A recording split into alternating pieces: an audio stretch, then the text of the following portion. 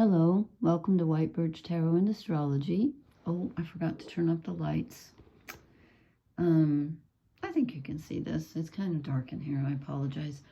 I'm doing this reading for March 22nd, and this is actually March 22nd already.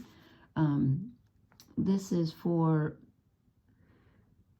Venus conjunct the Sun. It's called Cazimi, C-A-Z-I-M-I. You can't see Venus right now. And this is a really important time. Venus is retrograde. And she is with the Sun at 2 degrees Aries. And it's called the Venus star point. And you know what? I was going to show... Let me take out one of my earrings. They're not particularly beautiful. I ordered these and then they were not shiny and I was disappointed. But, well, you know what? That's too small. That's ridiculous. I can show you a bit. Okay, Venus makes this 5-star pattern literally in the sky in her orbit between the Earth and the Sun. Sometimes she's between the Earth and the Sun. Sometimes the Earth is between her and the Sun. And tonight she is doing the one where she goes 10 days dark, and then she switches from either the evening star to the morning star or vice versa. Tonight is called an inferior conjunction, I think, because she's retrograde. So she's going from the evening star. We won't see her for 10 days, and then she's going to pop out as the morning star. And I did all this reading about it because I did not know. I mean, I knew about the Venus star point. I learned that a few years ago, that she makes this astounding pentagram pattern in her orbit, and then and I forget how, it's like a year and a half or something between these points, and then the next time around she goes right in between the hollow places and makes another star, etc., etc., etc., until it looks like a lotus. It's amazing. If you want to look it up online, it's amazing. But so she's retrograde right now, and for like, I don't know how many years, but for a long time, she will only be in certain signs doing this conjunction with the Sun. So right now, currently, I looked this up last night, I forget how many 100 years it goes, but she will either be in Leo, Aries, but she's slowly transitioning to Pisces, Scorpio slowly transitioning to Libra, Gemini, or Capricorn when she hits these star points. It changes I forget, I've read too much about it and I forget how many years it is, like 150 years or something she changes. Don't quote me on that.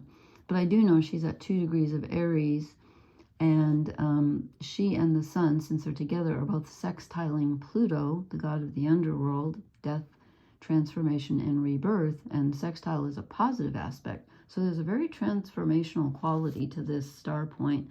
It's always transformational when she's together with the Sun. It's about, deciding or thinking about what do you value? What is of worth to you? And when she's in Aries, which she is now, and so is the Sun, it's about self-worth. How do you value yourself? And tomorrow or the next day, the Sun is going to be conjunct Mercury. Mercury's going to have a Cazimi with the Sun. Let's see, that's going to happen at 4 degrees of Aries. So we have 2 degrees of Aries and 4 degrees of Aries. And I was reading this online, and I don't know if anybody's interested or not. I found this very interesting, but let's see. I just see if I can find anything here that... Okay, yeah, the Venus retrograde happens once every 18 months. And so she's the nearest to the Earth when she's retrograde. And from our point of view, she's dark with this conjunction. Like I said, in 10 days, then she'll pop out as the morning star. But this is interesting. If you know where your Venus is in your chart, when you were born, Venus was either the evening star or the morning star. And I had never thought about that. And let's see, she's turning into the morning star right now, and she manifests differently. But this was interesting. If you don't know where your Venus is, you can email me. I'll leave it in the comments, because it changes the way you express your emotions and in relationships. And I did not know that. And I always forget that Venus not only rules relationships, but she rules what we find beautiful and pleasing. And some people say the arts. I tend to think of Neptune more as the arts, but Venus has a great appreciation for beauty, and that's the arts. But if you were born with a morning star Venus, it's called Venus Lucifer. And it says, those born under morning star Venus are thought to lead with their emotions and are ready to express their feelings openly with a kind of feel first, think later attitude. They are emotionally resilient and tend to bounce back from heartache or pain easier than their Venus evening star counterparts. These people are also believed to be open to new experiences, and in that sense are more extroverted and able to approach connections with others with a fresh attitude. And I just realized as I'm saying this, I didn't tell you how to tell. If you know where your Venus is, if she's in a sign that is before your sun sign, so you have to know the order of the zodiac, which is easy to find online. If she's in a sign that's before your sun sign, and I think she can only be like 60 degrees away, as does Mercury, then you're a Venus Lucifer. She was a morning star when you were born. So I'm a morning star Venus. I did not know that. And if she's in a sign that is after your sun sign, then you have the evening star Venus, called Venus Hesperus. And it says, those born under Venus Hesperus don't show their feelings as readily as their counterparts. They feel their emotions much more intensely and scar more easily and for longer than morning star types.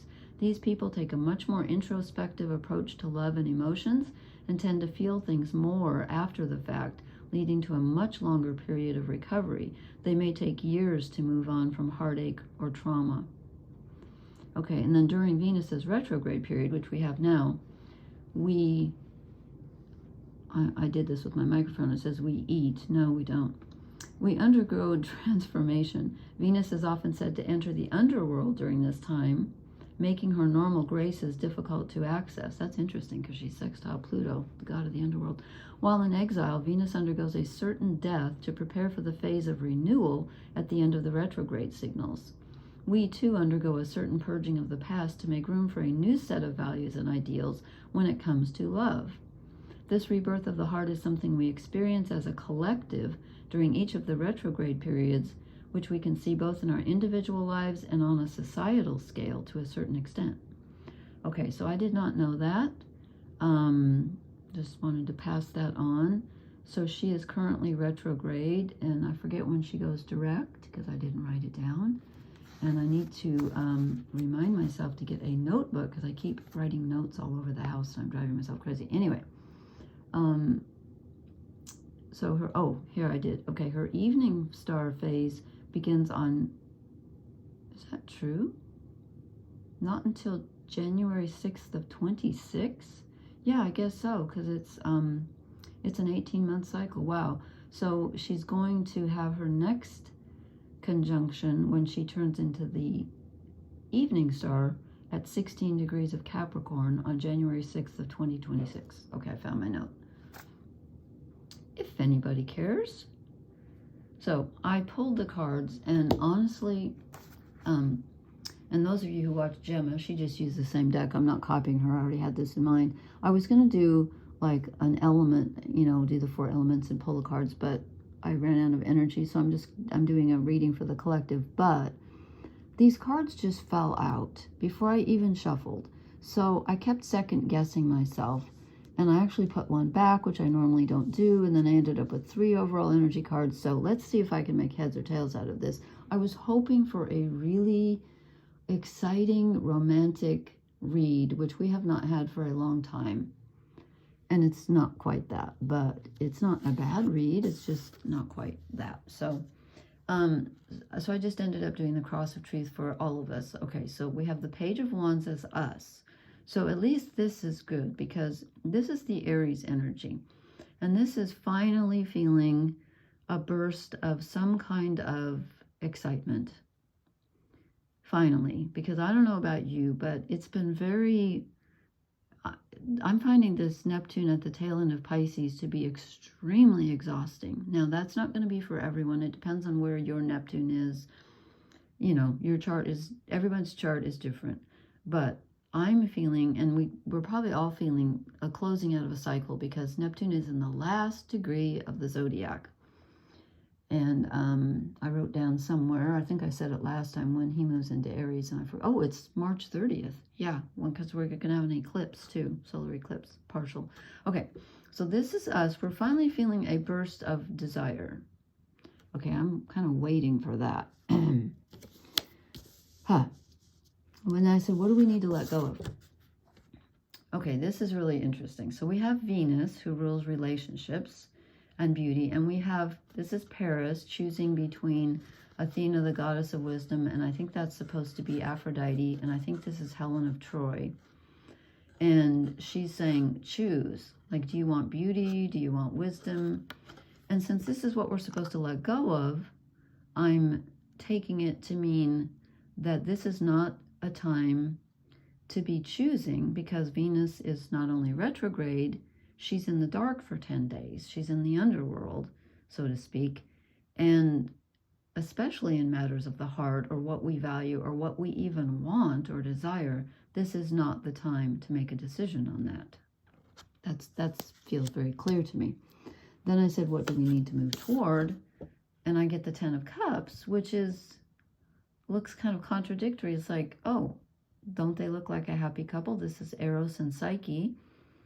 So I'm thinking, okay, what is this telling us? If it's not telling us to make a choice in romance or anything that pleases us, I feel like it's telling us to find whatever small happiness we can find at this time. Like if you it's not a good time to make a decision.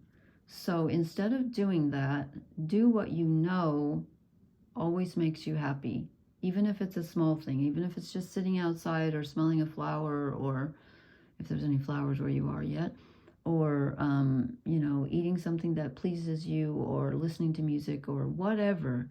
I think it's about self-soothing. And also, this Venus retrograde in Aries is really a lot about, as I said, about self-love and self-worth. So see if you can find something, even if you're alone by yourself, something about yourself that pleases you. Make a list even of what about yourself do you like. You know, this is about being happy with who we are on a very emotional level. And then I asked, what's our challenge? Okay, I get the 2 of Pentacles. This is kind of another choice. But since it's telling us not to make a choice, I sat here for a long time meditating on this card, and I as soon as I looked at it, I felt like I'd never noticed this before, but he looks frozen to me. And I thought, okay, our challenge is not to make a choice, because it's telling us to let go of making a choice. And normally I feel like this is choosing. Normally it's like, you know, which way do I want to put my energy? But I feel like tonight it's telling us, can you tolerate not choosing at this time? Because look at him. He looks like a mannequin in this card. He's frozen. And so I think our challenge is feeling frozen and a little bit stuck, and yet wanting to move, but it's not the time. Because the reason I think that too is because our overall blessing, the Knight of Pentacles, which Gemma also drew, and this is about taking it slowly and pausing. I mean, look, he's not going anywhere right now. He's got it. It's coming, but he's not moving yet. He's taking a pause. And so I think that's why this card to me looks like he's frozen. It's like, you know, yes, you're going to have to make a choice. What pleases you, what feeds your heart. But right now, when Venus is dark and retrograde, no. Okay, then I was asking for overall energy cards, and these 2 cards fell out together, and I didn't like them, so I pulled the third, but I'm going to show the first 2. I thought, did they really come out? Well, they did. They fell out. The 10 of Wands, okay.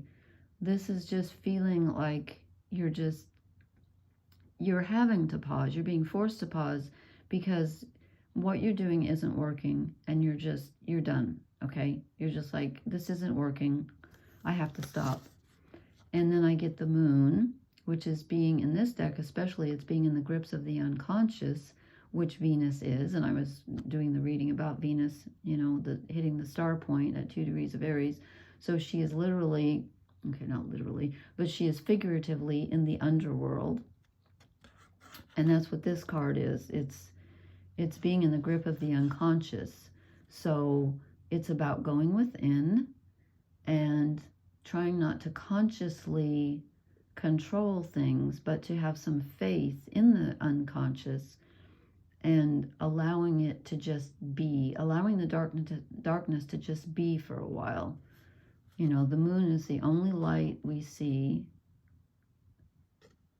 There's a song that goes, oh, Stand By Me. Okay, the moon is the only light. Okay, never mind. Songs have just been, lyrics have been popping in my head like crazy lately. So then I drew because I didn't trust those, I don't know why, I drew a third overall energy card, and I get the 5 of Pentacles, which is feeling alone, and like we don't want to be alone, we don't want to go out in the cold, but here we are, and it's not time to be in the sunshine, frolicking, you know, and having romance. It's time to go within, and, you know, there's the moonlight. I mean, you know, it's the sun is in Aries and we want to move forward, but this is clearly not the time to do that. So sorry, it's not more exciting reading, but this is what we get. And then I asked for some shadow cards, and I used this other deck, which I think is beautiful. And I get the 8 of Pentacles, which is hard work. As I said, what's hindering us? We're working too hard. Okay, so this is about pausing in our work, the 2 of Pentacles, pausing in our decision making, because this is not the time to make a decision. And whatever you're just like pouring energy into, you might be just like spending, you know, a lot of time trying to decide something or putting energy into something that isn't paying you back, and it's time to give that up just for a while, because if it's not paying you back, just let it go. And also it's time to have faith, which is that Neptune at the tail end of Pisces, because we're also not seeing the Ace of Swords, which is we don't have mental clarity. We don't have the one thought, the one purpose to move toward, the one idea that suits us right now. That's not coming to us right now. We've got the two of Pentacles and the Lovers. You know, it's like we're betwixt and between, and we don't have the clarity that we're seeking to make the decision. So don't. I know that's not a very sexy reading for Venus making her star point, but again, she's in Aries, and that's about self-worth and self-love and valuing yourself.